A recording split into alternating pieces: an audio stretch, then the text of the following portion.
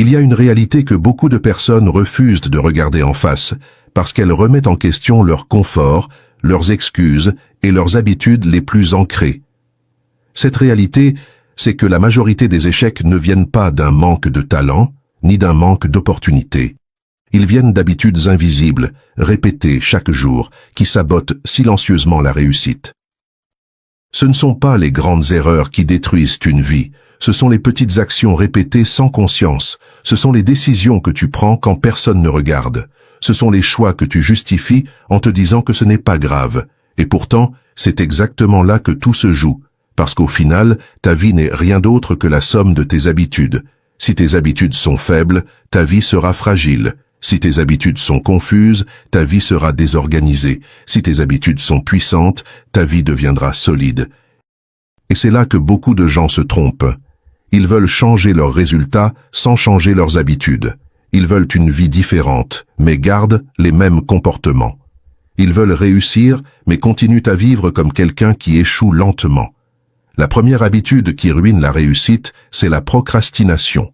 Remettre à demain ce qui doit être fait aujourd'hui est l'une des formes les plus dangereuses d'auto-sabotage. Parce qu'elle ne fait pas de bruit, elle ne crée pas de catastrophe immédiate, mais elle détruit lentement la discipline, la confiance et le respect de soi. Chaque fois que tu repousses une action importante, tu envoies un message à ton esprit. Ce n'est pas urgent, ce n'est pas important, tu peux attendre. Et à force de répéter ce message, tu finis par devenir quelqu'un qui parle beaucoup, mais agit peu. La deuxième habitude, c'est la recherche constante du confort. Le confort est séduisant. Il te donne l'impression que tout va bien. Il te protège de l'effort, de l'inconfort, du risque. Mais il a un prix énorme. Il te garde exactement là où tu es. Une personne qui cherche toujours la facilité ne développera jamais la force nécessaire pour atteindre quelque chose de grand. Parce que tout ce qui vaut la peine demande un effort, une discipline, une résistance à l'envie de rester dans le connu. La troisième habitude, c'est la dispersion. Faire un peu de tout, commencer sans finir, changer constamment de direction. Cela donne l'impression d'être actif, mais en réalité, c'est une fuite déguisée. Une fuite face à l'engagement réel. La réussite demande de la concentration. Elle demande de rester assez longtemps sur une chose pour la maîtriser. Mais une personne dispersée dilue son énergie. Elle ne va jamais assez loin dans un domaine pour en récolter les fruits. La quatrième habitude, c'est l'environnement toxique. Tu ne peux pas grandir dans un environnement qui nourrit la médiocrité.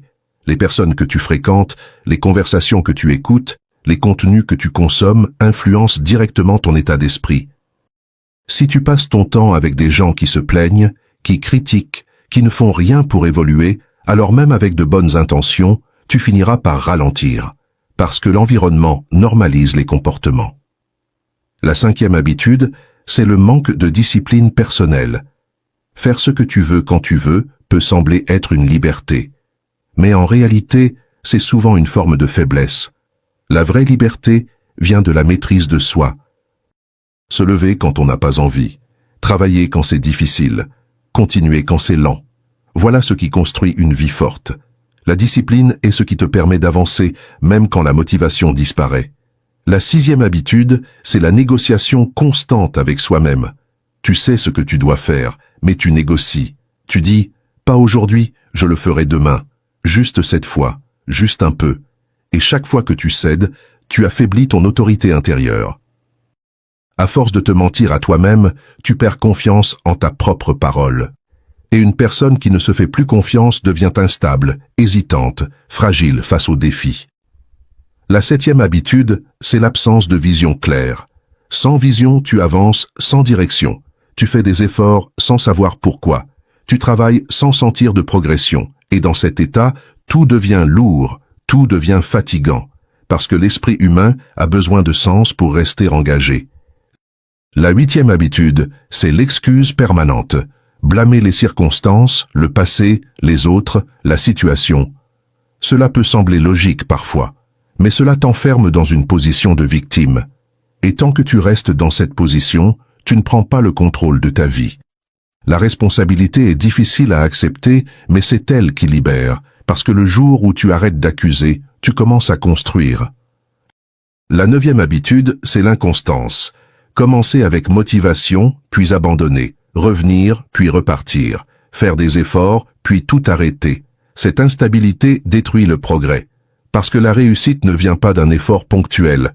Elle vient de la répétition. Ce n'est pas ce que tu fais une fois qui compte, c'est ce que tu fais tous les jours. Et enfin, la 10e habitude, c'est le manque d'investissement en soi. Ne pas apprendre. Ne pas évoluer. Ne pas se former. Ne pas grandir. C'est accepter de rester au même niveau pendant que le monde avance. Parce que si tu n'investis pas en toi, tu restes stagnant. Et dans un monde en mouvement, rester stagnant, c'est reculer. Maintenant, écoute bien ceci. Tu n'as pas besoin de changer toute ta vie en un jour. Mais tu dois arrêter de tolérer ces habitudes. Une seule habitude corrigée peut changer ta trajectoire. Une seule décision prise sérieusement peut transformer ton futur. La réussite n'est pas un événement, c'est une construction.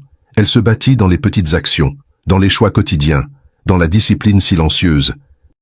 Personne ne voit tes habitudes. Mais tout le monde voit leurs résultats. Alors pose-toi une question honnête. Quelles sont les habitudes que tu continues à tolérer alors qu'elles détruisent ton potentiel? Parce que tant que tu les acceptes, elles continueront à te contrôler. Mais le jour où tu décides de ne plus vivre comme ça, tout commence à changer. Tu deviens plus conscient, plus exigeant, plus discipliné. Tu arrêtes de subir. Tu commences à construire. Et c'est là que ta vie prend une nouvelle direction. Alors aujourd'hui, prends une décision. Pas une promesse vide. Pas une motivation temporaire. Une vraie décision. Celle d'identifier, d'éliminer et de remplacer les habitudes qui te détruisent. Parce qu'au bout du compte, ce ne sont pas tes intentions qui définissent ta vie, ce sont tes habitudes. Et si ce message te parle, écris maintenant dans les commentaires « Je change mes habitudes ».